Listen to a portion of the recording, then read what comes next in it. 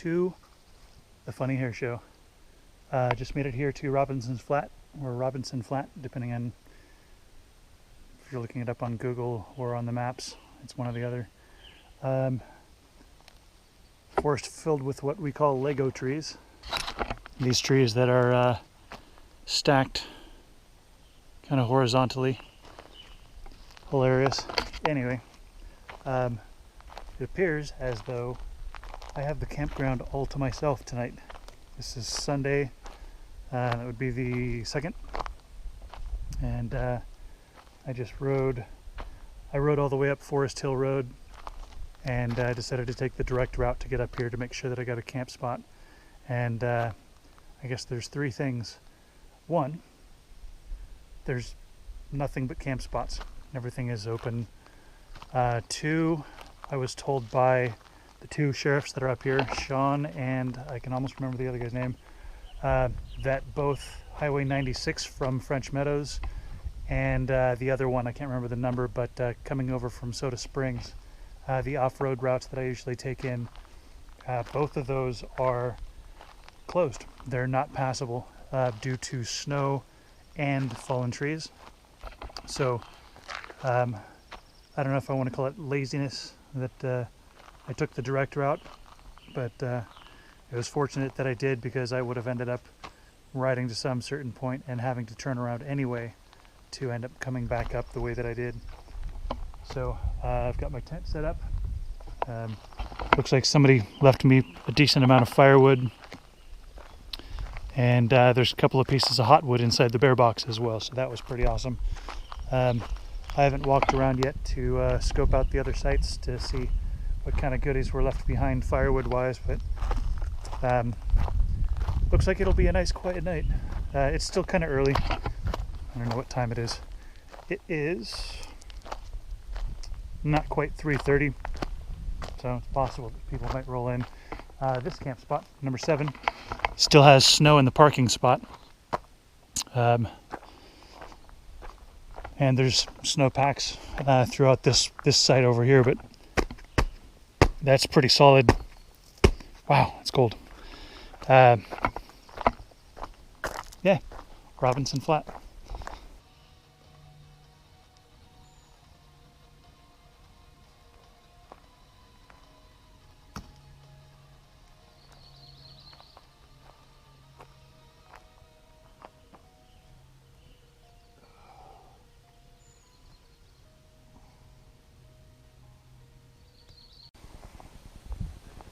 Hey, good morning.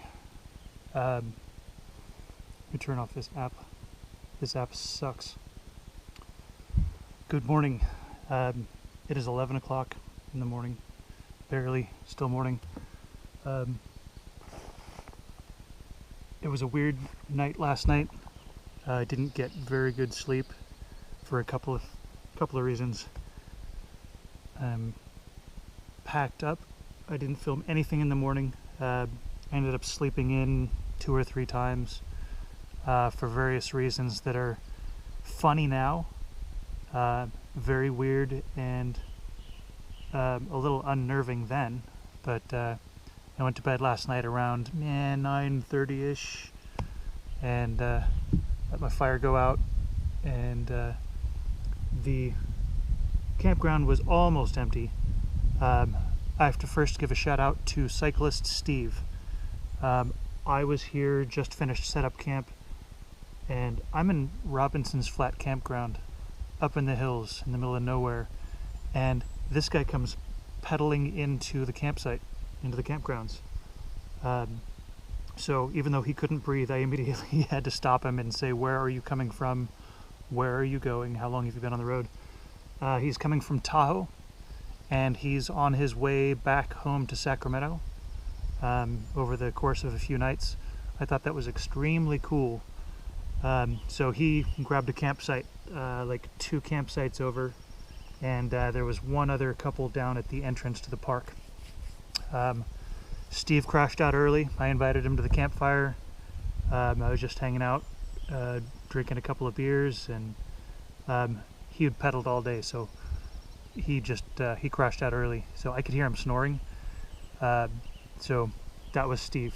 snoring in his tent. A couple down there, they have a dog, so I know that that's kind of an early warning system if there's any animals in the camp. So what turned to be about 11 or 12. First of all, you go to sleep and there's frogs down at the creek, so you go to sleep to the sound of the frogs, and I woke up somewhere between 11 and 12 to dead silence, no frogs. And I heard the footsteps normally associated with somebody walking through the campsite,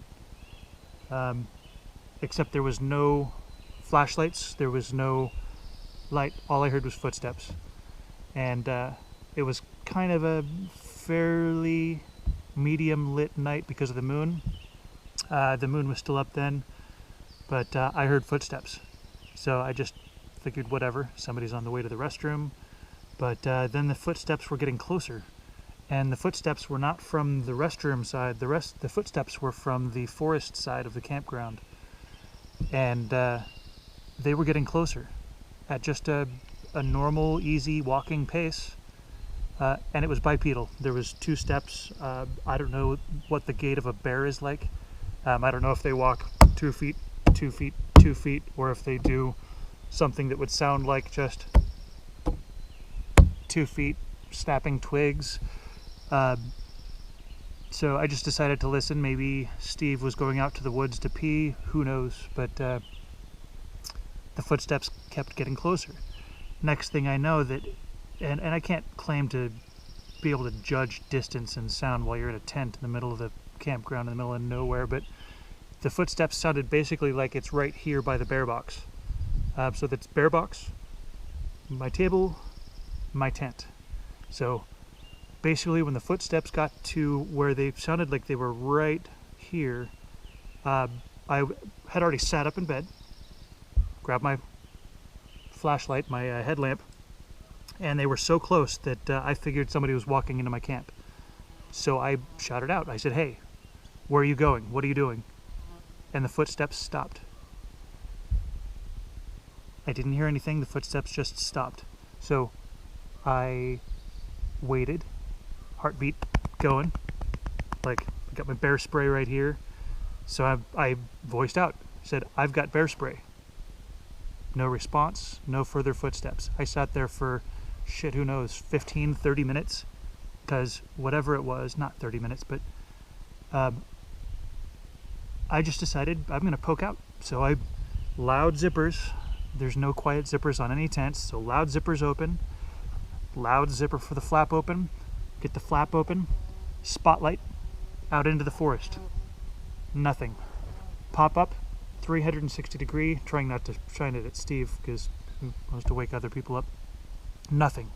Not a thing. So I turned off my light, went back into the tent, laid back down. I guess I fell back asleep because now when it's completely dark, moon is down, stars are really bright. I had my GoPro set up out. I wanted to take some night lapse, and so I had the Wi-Fi on, so it has lights blinking at the front. So somewhere around 1 a.m., 2 a.m., I hear the footsteps again. And this time it sounds like they're coming from the bear box towards the tent. This is freaking me out. So my first thought is they can see the blinking lights. My fear that it was humans. Not that it was a bear, but it was actually just somebody walking through camp in the middle of the night, seeing who's got what. I have little faith in people. So I shouted out again.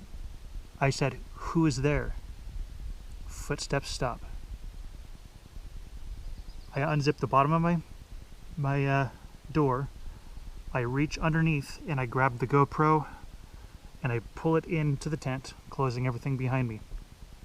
And no more footsteps. So again, after a couple of minutes, I can't just sit in there because at this point I have to pee. So I pop out, spotlight, and maybe heard something scurry. I don't know. At that point, you're so freaked out. What I had pictured is there was just somebody in the campground wandering around to see who left anything out. So I was able to go back to sleep at some point, I guess just through logic, I realized that everything out here is secure. If it's a bear, everything's in the bear box. I'm just a green tent sitting off on the side. I don't think anybody's animal-wise is interested in what's in the tent. Everything on the bike is secure, so I figured as long as nothing is trying to come into the tent, they don't care that I'm there. They don't know that I'm there, unless I start calling out, "Oh, who's there?" So I went back to sleep, and the neighbors down the street, right at the beginning of the park, at 6 a.m. start slamming doors, and I have no idea what the noise is, whether they're loading up a boat, but very rudely, super loud noises, slamming doors, talking loudly, and did that for about a half an hour until 6:30. And so at 6:30, once they started up their vehicle and left for the day, their camp is still set up. I just decided I'm going back to sleep. It was still light out, but the sun wasn't up. Trees here are really tall, so I slept until I think like 8:30 or 9, and there's no signs of anything having been here. So here I am, packed up, ready to go. It is, like I said, it's 11 a.m. shortly after now, and I'm not going to stay here another night. I came here for the off-road, and both Highway 97 down to French Meadows is impassable due to snow and fallen trees. The highway up over the other direction, over into Soda Springs, into Donner, also impassable due to snow and downed trees. There was 2 BMWs that came through here yesterday just after I had set up camp, and they were trying to get that way and had gotten 3 or 4 obstacles deep. According to Sean, one of the sheriffs, they had started making ramps and made a valiant attempt to get over and through, but they at some point just decided there wasn't enough time, too much work, and so I heard them come buzzing back down the road here and go out down towards Forest Hill. Whatever it was that I wanted to come here for, I've now done, and I've got another night's option, and I will still don't know where I'm going. That's kind of the cool part. I've got my GPS unit that still works with no cell phone reception, so I will finish packing up whatever little trinkets that are left, charging my little batteries, pack my mosquito hoodie, and get my rest of my gear on, and I'll film the ride out. I've got the GoPro sitting right now on the top of my helmet, all Marvin the Martian style. I just put that on there for this trip. We'll see how the view goes. I took a little bit of film on the way in. I'll film from the campsite, going down out towards Forest Hill for a ways. Really scenic, and basically once I get down to Forest Hill and get fuel, I'll decide then whether or not I want to go home, or I will consult the maps for kind of the next point that'll be an option from here, because I'm outside of Auburn, so I have a lot of options for places to go adventuring around. Unfortunately, all of the stuff up here is blocked. In fact, I think you see on the ride in yesterday, I'll show that clip here, that I stopped and looked up where I normally go up. There's a dispersed campsite, but there's downed trees, and it's bad enough that the logging road has been blocked off by somebody intentionally, just as a sign says, don't even try. And as I rode further, I was looking up on the hill, and I could see that the place is just thrashed. All of the dead trees from the burn a couple of years ago, they're really all starting to come down and falling all over the roads. So yeah, I will pack on out of here in the next few minutes and get some good riding footage, I hope. Thanks for watching. Bye.